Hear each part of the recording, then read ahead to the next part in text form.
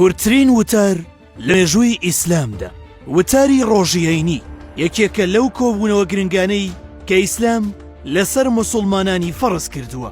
درێژی وتارەکە سیمایەکی هەمیشەی ئەم واجبەیە و بەدەگمەن ڕووی داوە وتارێک مەرجەکانی وتاردان بشکێنێ و لە ماوەیەکی کەمدا کۆتایی بێت. کورتترین وتار لە مێژووی ئیسلامدا وتارێکی شێخ عەبدولقادری گەیلانیە کە بە حەزرەتی غەوس لەناو کورددا بەناوبانگە کە هینیەک دەچێتە سەر مینبەر و بەو شێوازە کورت و پوختە دەڵێت پارویەک لە سکی برسیەکدا باشترە لە دروستکردنی 1000 مزگەوت. باشترە لەو کەسەی بەرگی کەعبەدا دەپۆشێ و پۆشاکی دەکاتە بەر. باشترە لەوەی کڕنوش بۆ خودا دەبا و بۆی دەچەمێتەوە. باشترە لەوەی جیهادی بێبڕوایی دەکات.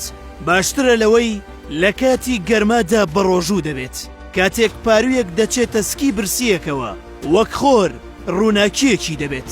ئەی ئەو کەسەی خواردن دەدەیت بە برسیەک موژدەت لێبێت.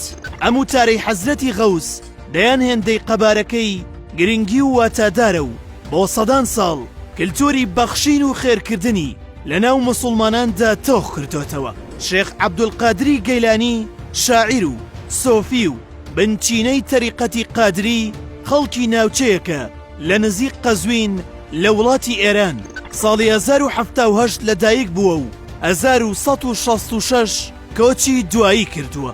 لەناو ئەو ساڵانەی تەمەنیدا بووە بە ئەستێرەیەک کە زانینی وەک ڕووناکیەک لە قەزوینەوە تا بەغداد پەخش کردووە و بۆ سەدان لە پاش خۆی ڕواداران و شوێن کەوتووەکانی ئێشتاش لەبەر ئەو ڕووناکیەدا خواپەرستی دەکەن.